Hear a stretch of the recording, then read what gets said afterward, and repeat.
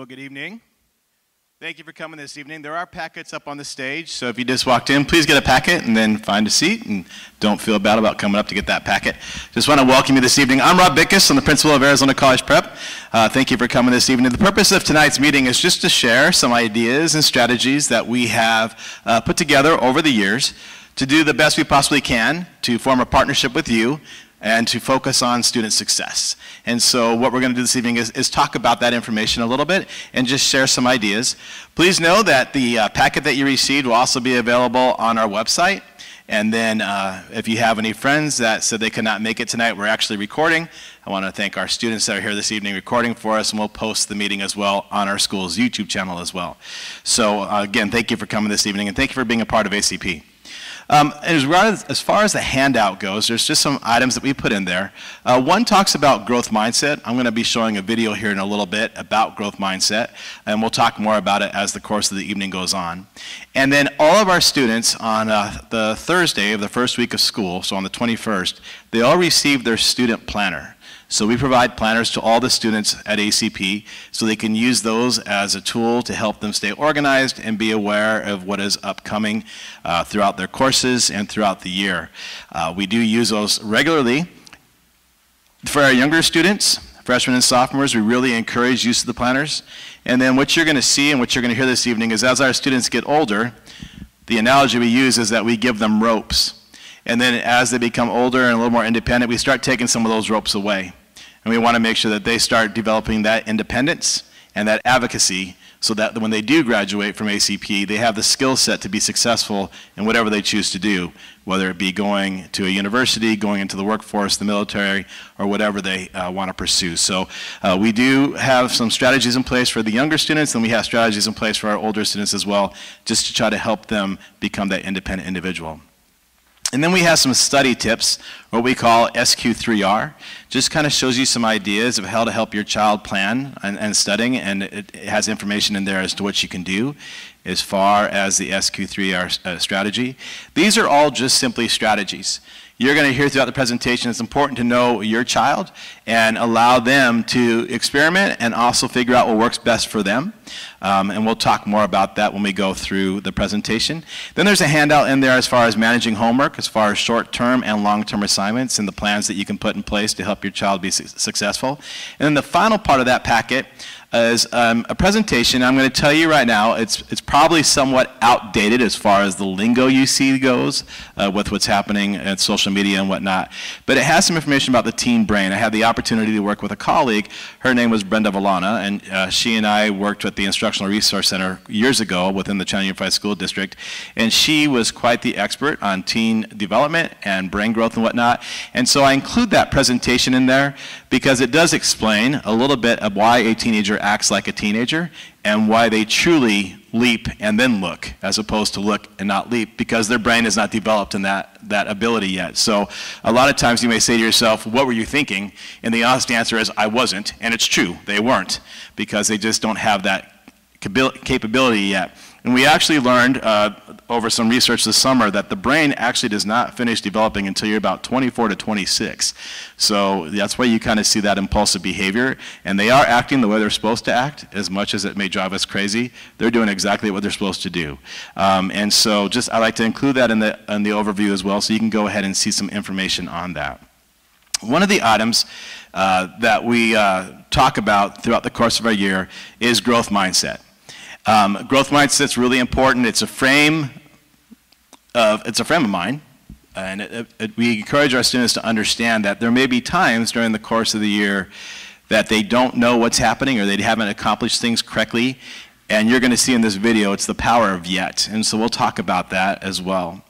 We talk about organization skills. This is something that you can certainly help us with at home.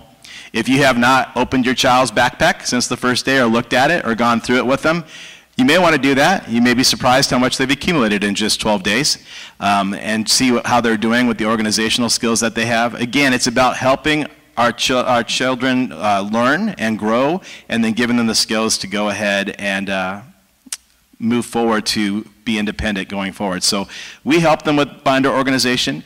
If you find that your child is struggling with organization, please know that we are resources to assist you. This truly is a partnership. We talk about ACP being our school, and our school includes everybody in the school community, not just teachers and students and staff. It includes a partnership with families as well.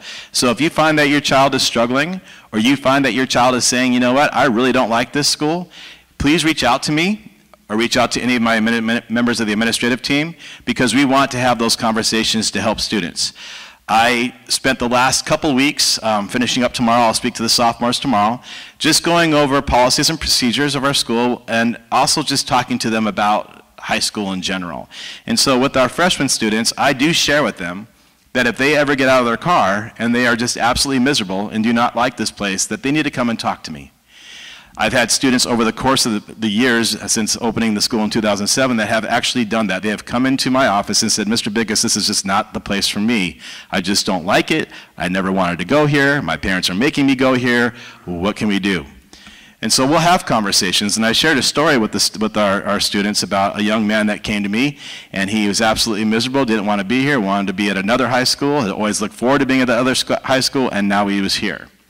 And so having these conversations are really important because it allows me to know our students better, and it also helps me to answer questions and help them find that success.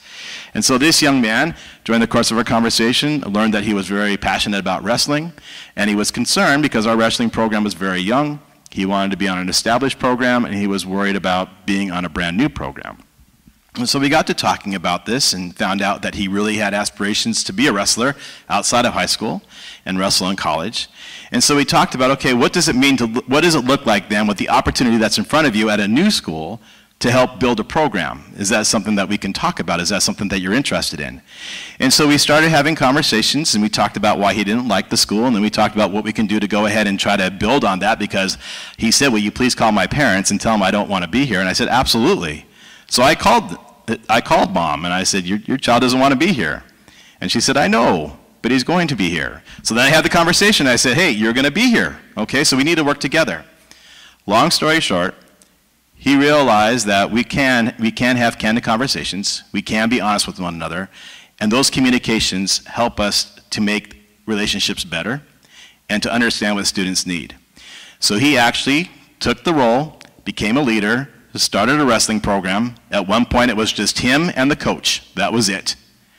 But because of his leadership, he encouraged more students to come on board, and he, along with Coach Huffman, who's our wrestling coach, helped to single-handedly build the wrestling program into what it is today.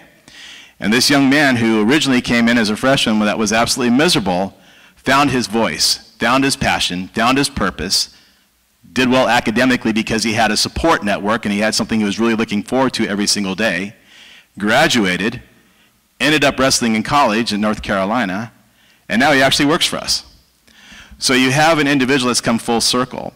And I just share that story because I realize that some students have these visions of what they want high school to be, and they may not be finding it right now, or they may have come from a new school and they've left all their friends, and they are missing friends, and they want to, like, I don't know if I can find my place here. That communication is really, really important, because being a part of high school is more than just going to class and studying. There's a whole aspect of high school that they need to experience and enjoy. And so if your child is struggling finding their place at ACP, please reach out to us, because we do care and we do want to listen to them and we do want to help them. It is a two-way street, like I tell my students. It is a two-way street. We have to work together. But if we can work together, we can always find a place for a student, because ACP is about everybody. It's about every person every day, and we want to make sure that we do that. So that's part of a growth mindset as well that we have, are some mindset shifts. Talk about organization, like I said. So if you have not had an opportunity to just sit down with your child and see how their organization is going thus far, just have a quick conversation with them. Look at their organization. A lot of times students, sometimes when a paper is due and they can't find it immediately, there becomes that panic. I can't find it. And then they just shut down. So we want to help students not have to have that panic and know that, okay, all of my math work is in my red folder. All of my English work is in my blue folder. So they know exactly where to go. So if your child's struggling, let us know. We talk about how to effectively utilize the student planner. Like I said, we give ropes earlier, and so our teachers, especially with our younger students, will give target dates for long-term assignments. These are what should be done. Some of our teachers will actually go around and make sure that their planners are filled out. Not every teacher, but some of our teachers will go around and make sure that planners are filled out correctly and make sure that they actually say what there is to do. If you look at your child's planner and you see that in their planner, it just says, 8-4, math, HW, great. They have math homework, we know that. It should say specifically what that homework is. So if they're not doing that, please encourage them to do so. We do allow our students to have technology on campus. That is teacher discretion. So some teachers may say, hey, take a picture of what is due this week, and so we want to utilize the technology that students have, and so a lot of times they may say, it's not my planner, it's on my phone. That's okay, as long as they're organized and they know where to find things. But if you are just seeing cryptic messages in their planner that you really don't know what is going on, and if they can't tell you, then that's when you need to have the conversation about, we need to write these assignments out exactly how you see it, and that's in the handout that was given to you this evening. We talk about time management and how to structure one's time. This again is based on your child's strengths. I have 2 children. My daughter is going to be a senior at the University of Arizona, and my son just graduated from ACP last year and is starting his freshman year, also going to the University of Arizona. Grew up in the same household, same parents, totally different kids. Totally different kids. And it was hard for me as a parent, especially with my daughter, because she was my oldest, obviously, but I thought the way I did things was the right way. And I had to realize that my way of doing things was right for me, but not necessarily for her. And she found her own path and her own steps to success. And it went totally against everything I absolutely believed in. For me, when I had to study, it had to be quiet. No TV, no radio, no nothing. I had to have it completely quiet. Haley, radio on, phone on, TV on, noise everywhere. That worked for her. Drove me crazy. Because I was like, how in the heck are you studying? Dad, I'm studying, I promise. All right, I'd better see this. Come back to me then when you show me how you're doing academically. I better see some correlation with studying and good progress. And it was. Don't know how she does it. Still don't know how she does it. It stresses me out. But that's her. My son, very much a little bit more like me. Had to have maybe quiet music on, find his quiet study place. That works for him. And so I just share that with you because I had a hard time realizing that my way of doing things wasn't the right way. And it was in my own household. And so we have to recognize that just because we think, hey, there are kids, I know what's best for my kids, they know what's best for them too. And we have to step back as parents sometimes and let them experience, and we have to let them fail and learn and then progress and succeed. And it is challenging because we want all of our kids to do the best they possibly can, and we don't want to let them fail. But that's learning, and that's life, and that's growth. So we need to do that. We talk about how to do homework and how to effectively do homework. We try to make sure that the homework that we provide here at ACP is meaningful homework. There's a difference between rigor and amount of work. There is no association with rigor and having 100 problems. You can have a rigorous class and walk out of that classroom with your head spinning because of the rich conversation that went on and have no homework. But it's still rigorous. You can also walk out of the classroom and only have 5 questions for homework. And it's still rigorous. It's a balance of what's going on in the classroom and what's going home. So we try to make sure that the homework that we provide is meaningful and has a correlation to the lessons that are being taught and the overall objectives that we want our students to gather from this. We do talk to our students about they need to figure out what works best for them as far as going and doing their homework. Some students like to tackle the hardest subjects first. Some like to do the easiest subjects first. Again, every child is different, and it's not what you like, it's what they need to do. And so we talk about that and let them know that they need to be their own individual and their own advocate and communicate what works for them and the support that they need. And it's hard because as humans, we never want to reach out and say we need help. It's just, you know, I think GPS was the greatest invention for every guy in this room. We don't have to ask for directions ever. But we need to just work together on that. Note-taking strategies. You're going to see some of our teachers encourage our students to do Cornell note-taking. Other teachers do not. But we try to provide them with some note-taking strategies so they know exactly how to take notes and what to write. You may see some of your students coming home with handouts that have the notes and blank lines so they can fill in the key words to help them understand when they're taking notes what to look for and what to acknowledge that needs important information that needs to be written down. When I walk into classes at the beginning of the year, I see so many of our students scrambling to write everything down that the teachers are saying or that's on the slide in front of them. So we do try to guide our students into appropriate note-taking skills and show them like key concepts that they need to focus on so they can start learning those concepts as they go forward. When it comes to studying, we talk to them about how to study. We're going to talk more about that during the course of tonight's meeting. And then we have our 4-year planning and scheduling that we really think is important. We intentionally sit down with every single student every single year to talk about their schedule, because I talk to the students throughout the week and I said, you know, our school's purpose is to help you meet your purpose. And whatever that purpose is, we need to provide you the tools to get there. And the only way we can help you with that is by understanding what your purpose is and what your goals and dreams are. And they may completely change, absolutely. But as long as we have that continual communication and we sit down with them every single year and we talk to them about, okay, where's your path right now, we can help build a high school experience that's going to get them to where they want to be when they graduate. So it's really important that we communicate. It's really important that we have these meetings. And we have maintained this even as we've gotten larger. We have been able to sit down with every family. You know, some had to be virtual, but we had an opportunity to sit down and talk about what every student wants to do. And we do that every year. We'll start doing it this semester when we have our students fill out their ECAPs, and then when we actually start the registration for the upcoming school year and plan for 23-24 as well. So I want to share a quick video on growth mindset.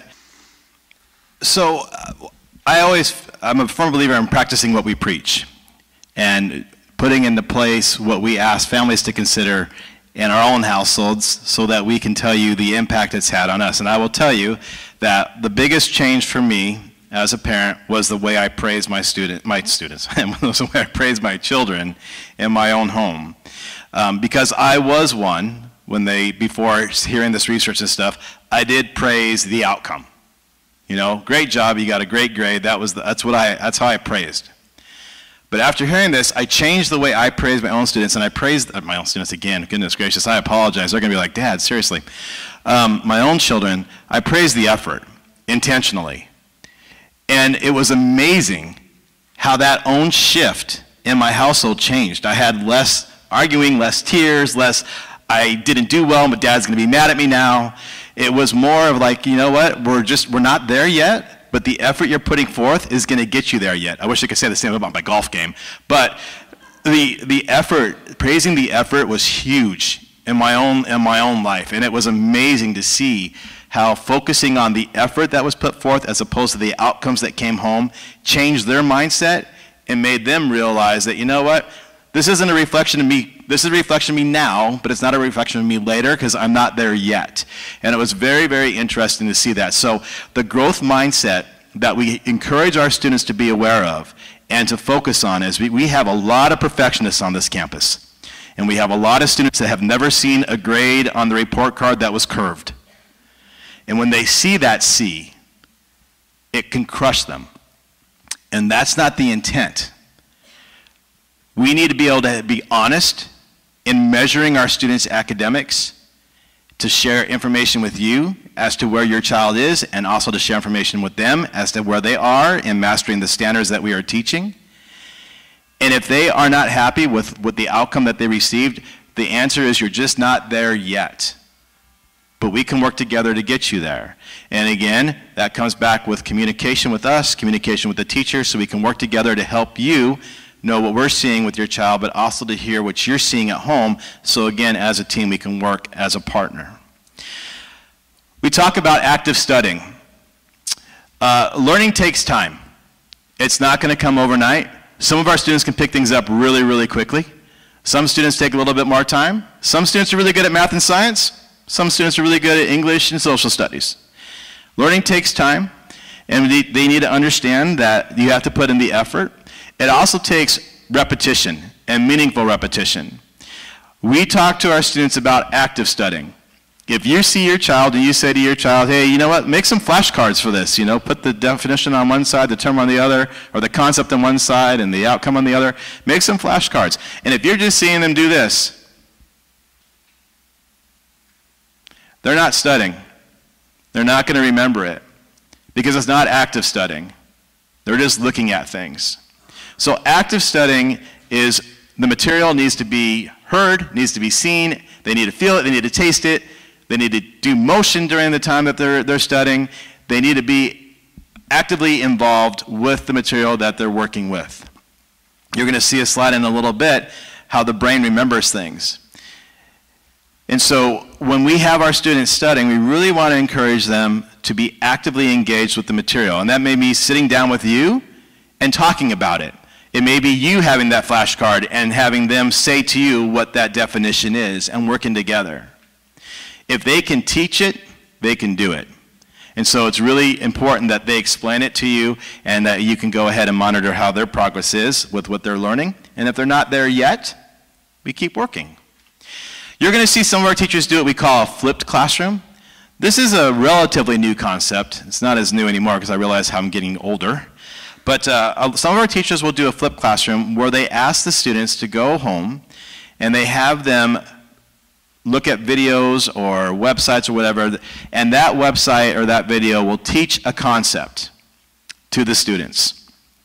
And then when the students come in the next day, the teacher will go ahead and have the students work on problems of that concept, and we'll have the opportunity to go ahead and walk around and actually sit down with each student and see how they're doing on that concept, reinforce material that was learned, and help them if they don't understand projects. So if you have a student that, if your child comes home and says, hey, I need to watch this video tonight, that's my lesson, they're being honest. Okay, that may be their lesson. They may be saying, I have to look at this video tonight and learn the material, and then I'm going to go into my classroom the next day. We're going to do problems together.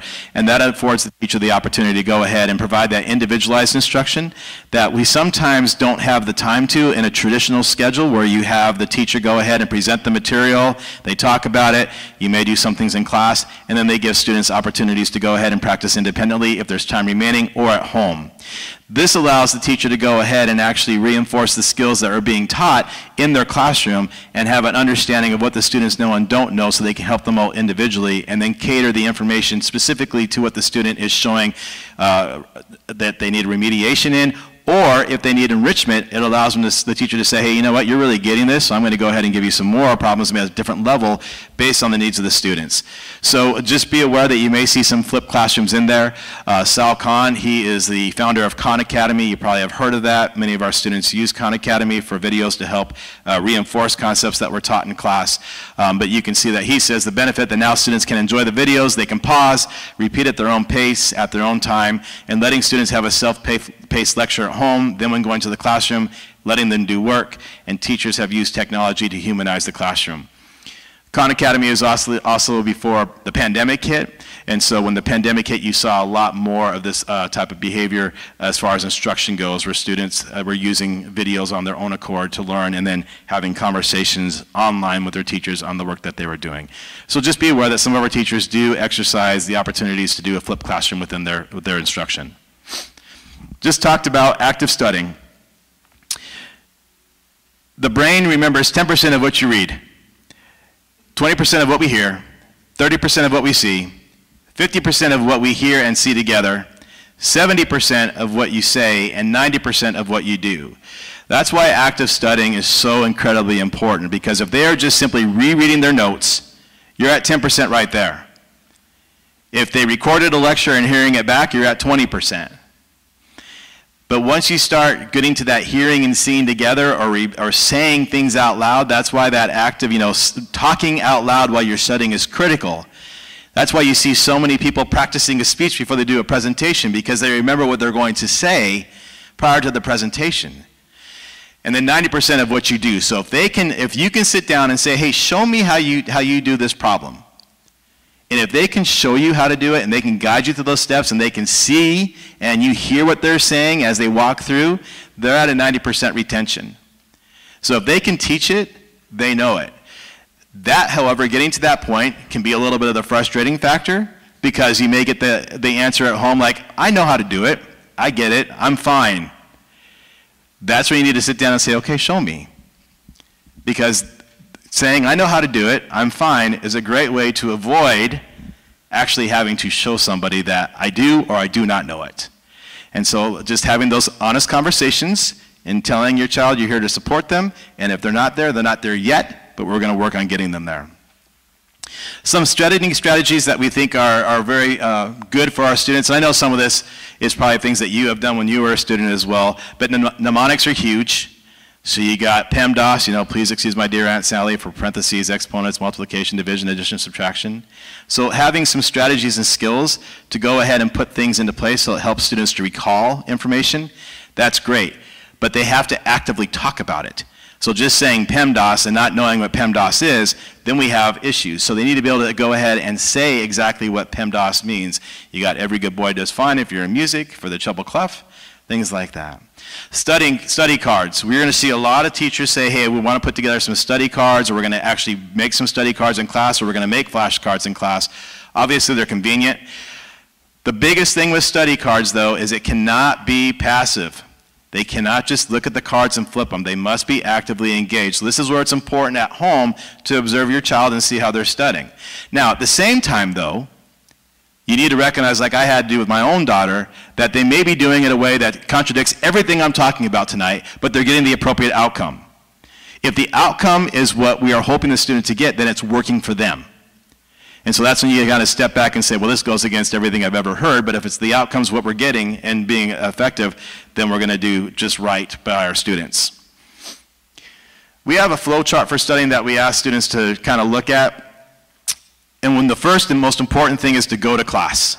They need to be in class, but they need to be present when they're in there.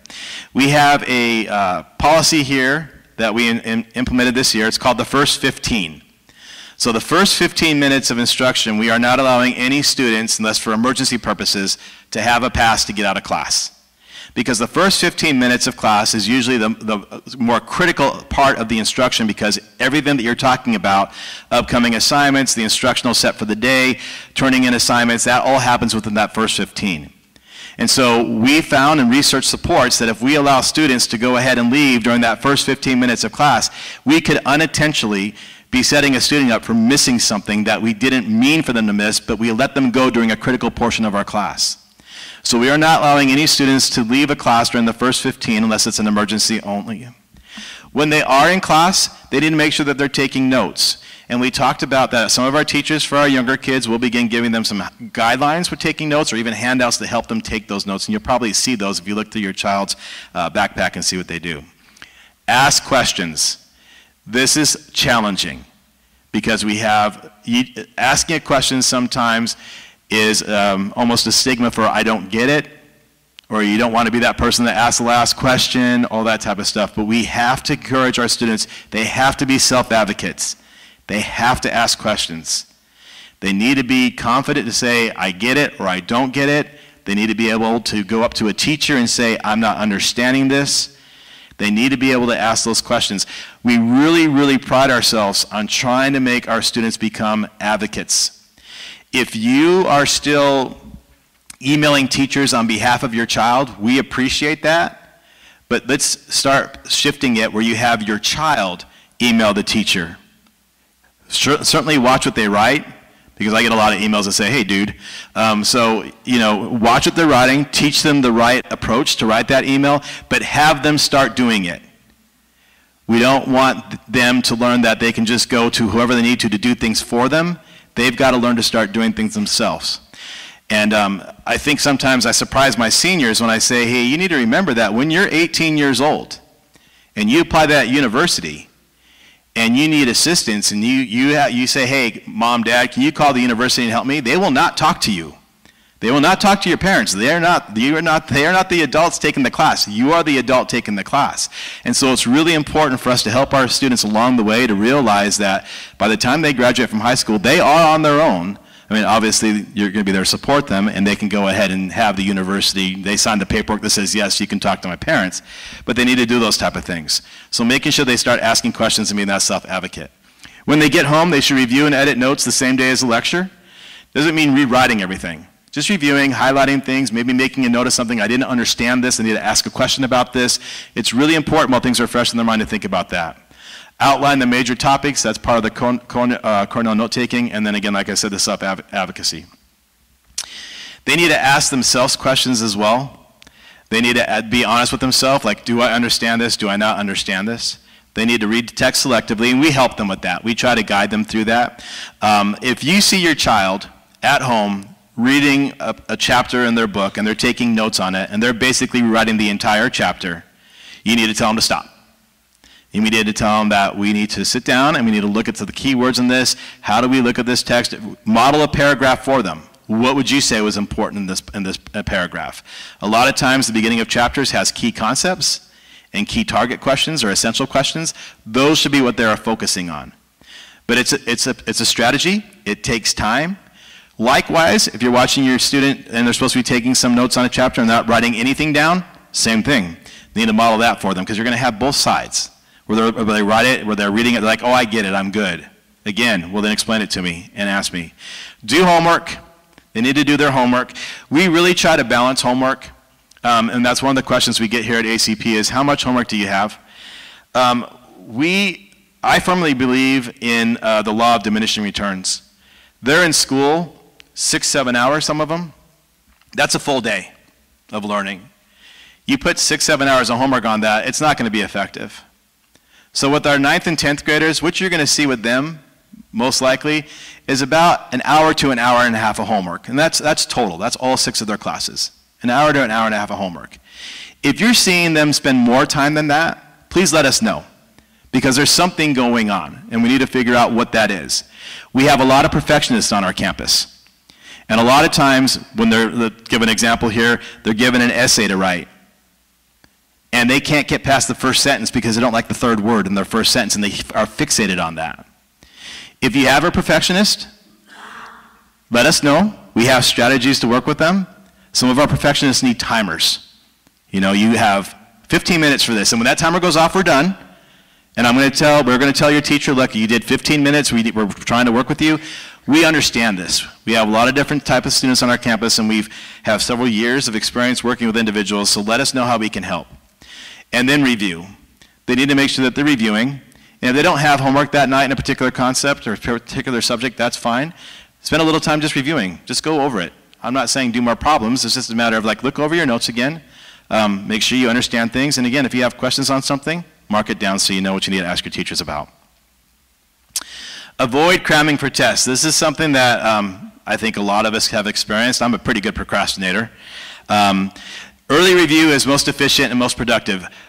Your teachers or your child's teachers will not typically just all of a sudden tell them one day, hey, you have a test tomorrow. It's usually outlined. Hey, you got a test at the end of this week, or we got a test in 2 weeks. And a lot of them have structure for their classes. You know, we're going to have a unit here, you have a quiz here, and then you have a chapter test there. They need to make sure in their planner they're writing down those key dates, and they're doing early review. They need to glance over their previous chapters, and the cool thing about this is where you get that positive affirmation. Because if they understand something, they can put it to the side.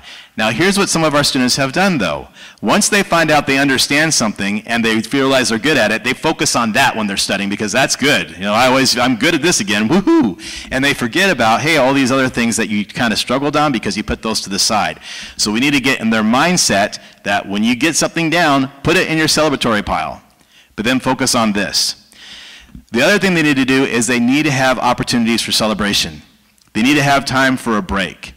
So if your child is a video game player, you know, then they need to have some rewards here and there, and they play those games. So they go outside and they throw the football, or they go outside and ride their bike, or they get on their phone and they talk to friends, or they social media, whatever it is. But they need to have opportunities to go ahead and celebrate those small things that they do. Checklists are great. You know, when you check something off, it feels good to cross it off your list. So doing something like that. After learning, please rework your notes. Don't copy them. We talked about that. We just want to make sure that you add any material that comes to mind and then highlight any material that you struggle with. Organize what was learned. Being organized prior to coming to school is a good feeling because you know where everything is. So again, you may want to sit down with your child and just help them organize the night before, make sure they're all prepared. I always modeled it with my kids when they were younger, and then they were on their own when they're, you know, sophomores, juniors, and seniors. I spent a lot of time with them during their freshman year just to help them, and then I was able to pull those ropes away. And then integrate new material with what you already know. A lot of the concepts build upon one another throughout the course of the year. So if there's something that you understand with the concept, build on that with the materials that you're learning, because you can just continue to gain confidence in what you already know, but also use that confidence to help you understand information that you may be new with or may be struggling with. And then we ask you to go ahead and space your studying.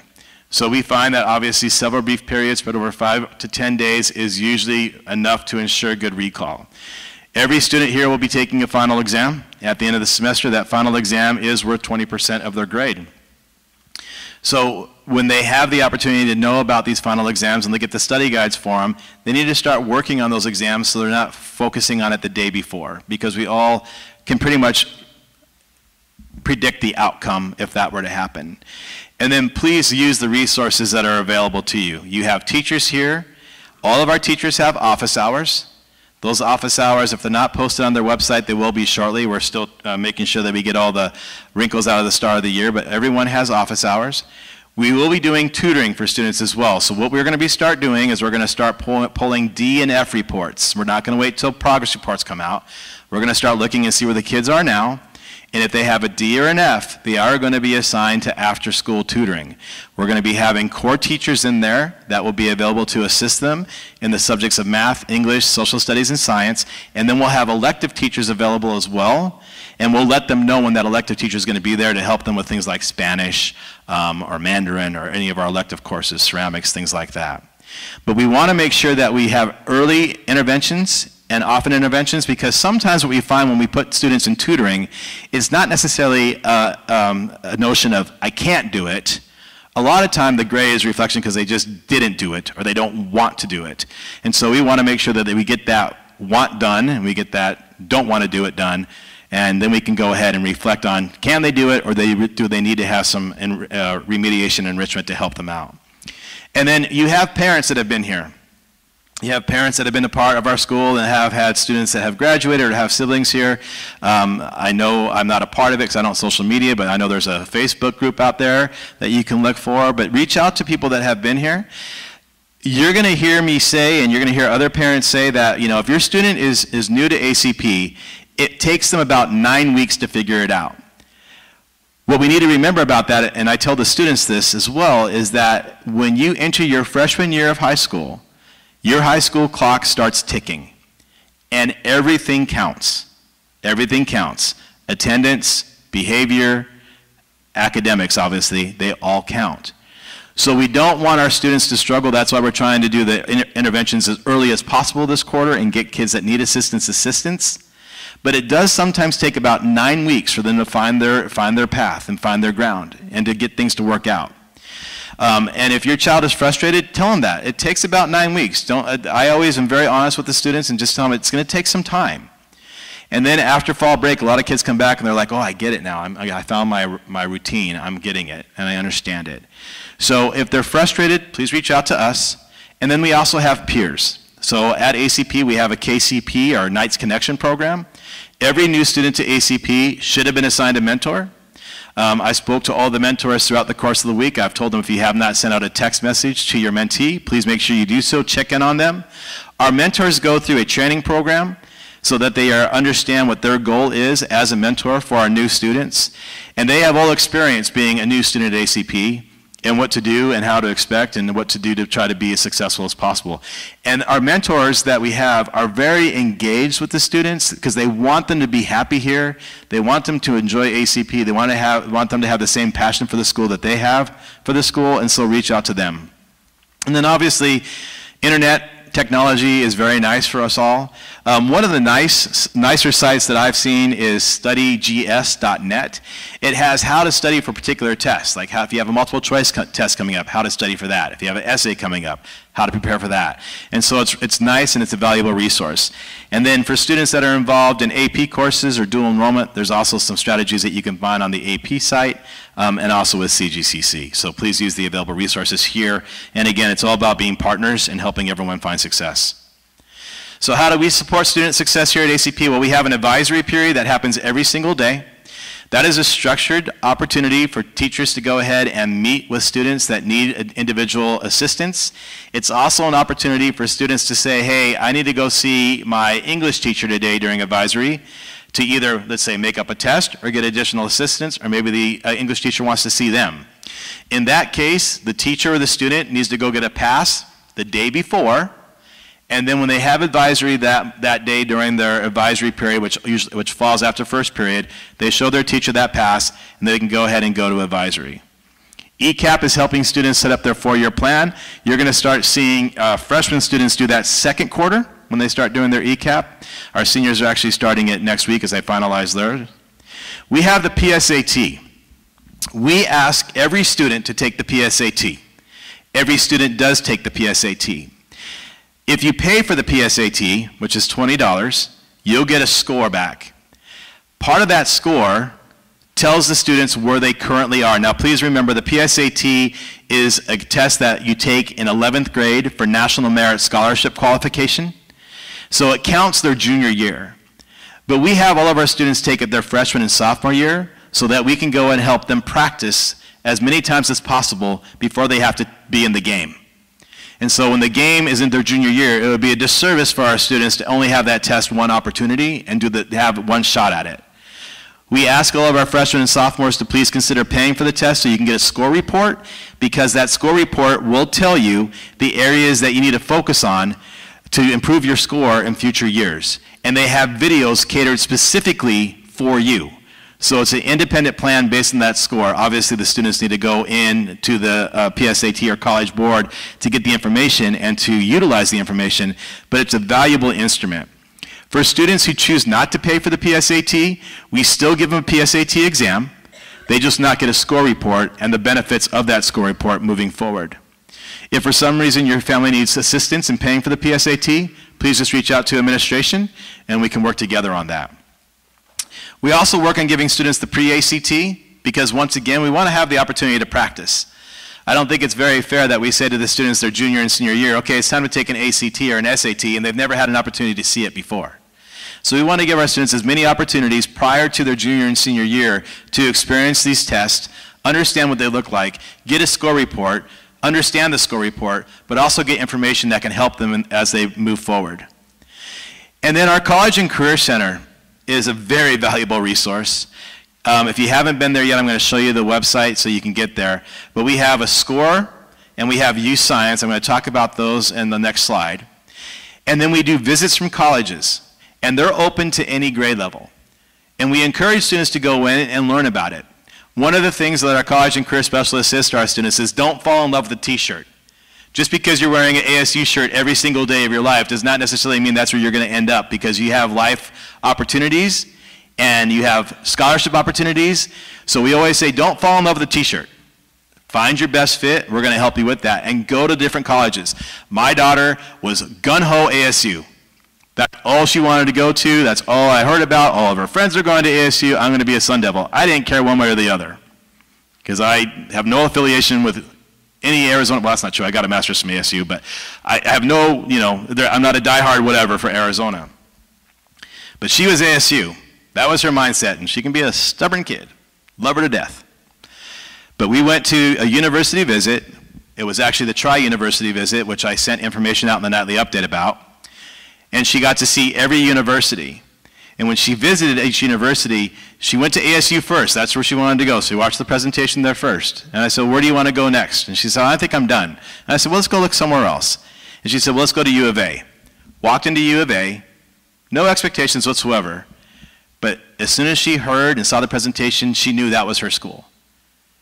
But she fell in love with the t-shirt first. And then when she opened her mind and realized there's other opportunities out there, she found the best fit for them. And it's just like what we know families are doing for their students in high school now. You're finding the best fit for your child. And we appreciate you giving ACP a chance to be that best fit. When it comes to universities, we want to make sure that our students have the opportunity to see as many universities as possible, both at the state level and globally. And the nice thing is that now we don't have to have universities come to us. They want to come to us because they see the caliber of the students that have graduated from us and the type of students they have at their universities, so they are coming and beating on our door to come and speak to our students. And then we focus on a 4-year plan, and I talked about that. That's with our scheduling, where we sit down with them every single year and talk about what they want to do. As far as our College and Career Center goes, we have SCORE and we have youth science. To get to our College and Career Center, if you want to take a picture of this slide, you go to our website, cusd80.com/ACPHS. You go to the Parents and Students channel, and then College and Career Center. On the page, the home page of the College and Career Center, if you scroll down, you're going to find SCORE and you're going to find Use Science. Included with that are video links as to what SCORE is and what Use Science is. These are very beneficial tools for students to use, and they're going to be, you're going to hear a lot of times us saying, please log into your SCORE account, complete the following steps and following actions.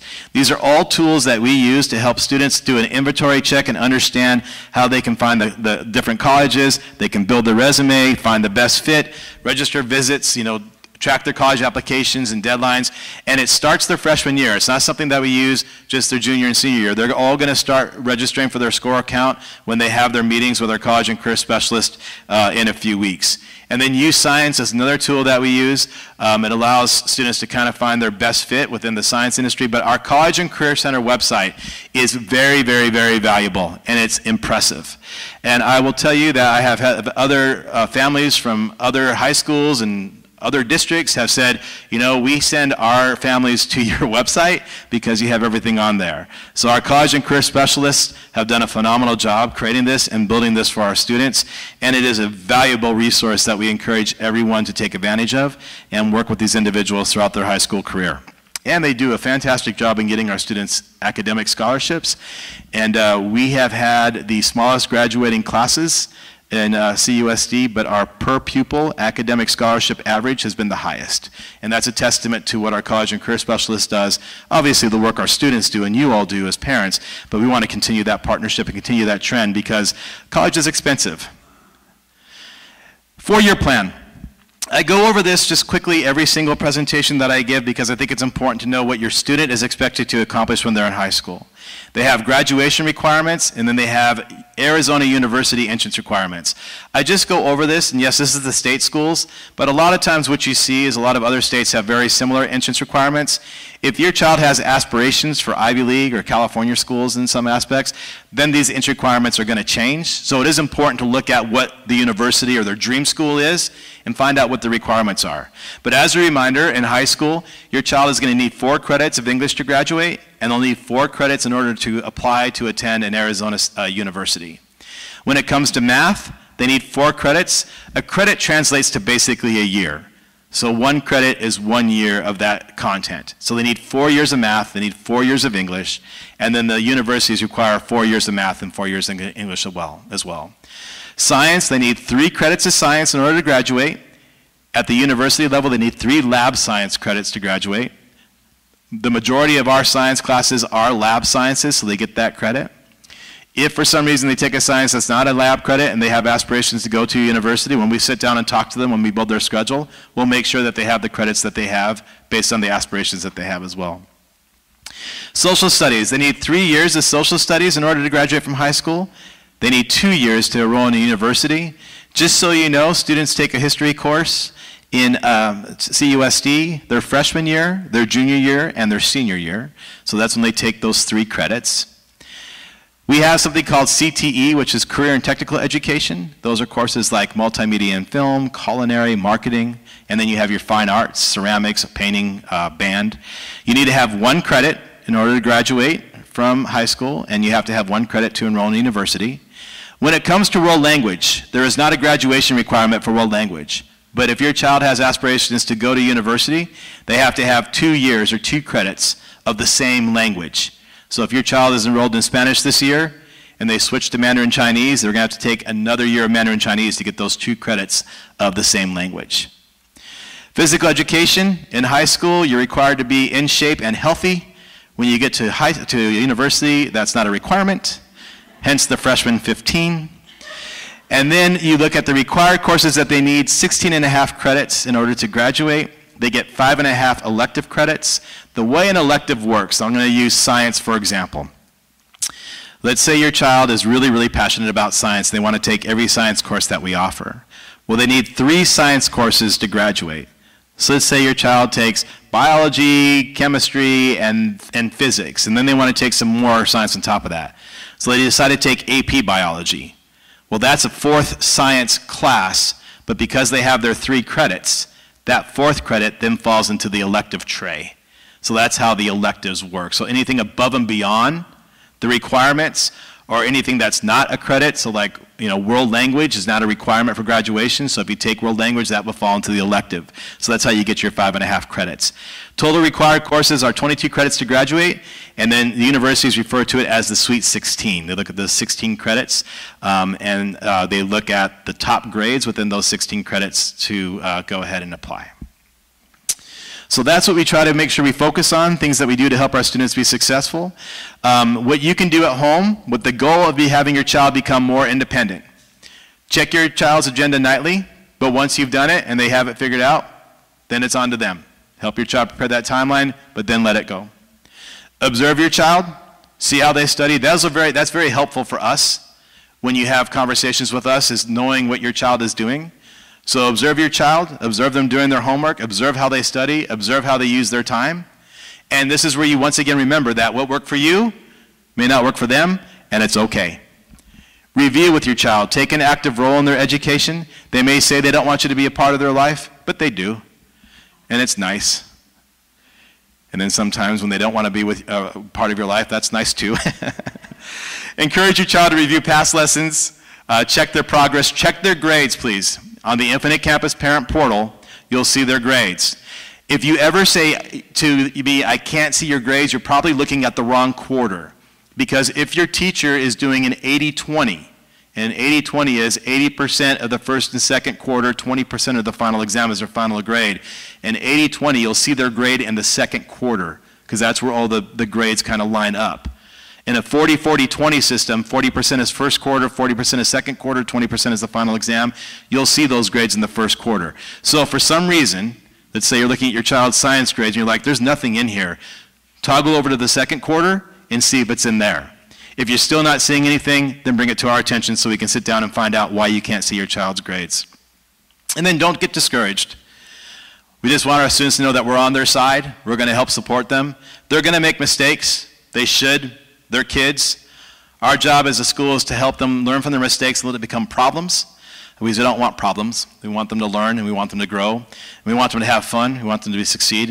And we want them to be proud of who they are and know that they can do whatever they want to do. It may not just happen right away, but they'll get there. It's just not yet. So focus on that growth mindset. Just want to thank you very much for coming out this evening. I'll be happy to stick around and answer any questions that you have, but I do want to be cognizant of your time as well. My office is always open. You're more than welcome to call, email, stop by. If I'm available, I'll be happy to meet. But like I tell my students, I'm here for everybody here. My job is to make sure that they're successful, our staff is successful, and that we do the best we possibly can for our school community and for all of you, because after all, our students and our teachers and you all deserve nothing less. So I appreciate you coming in and being a part of ACP. Have a very good evening, and thanks again for coming.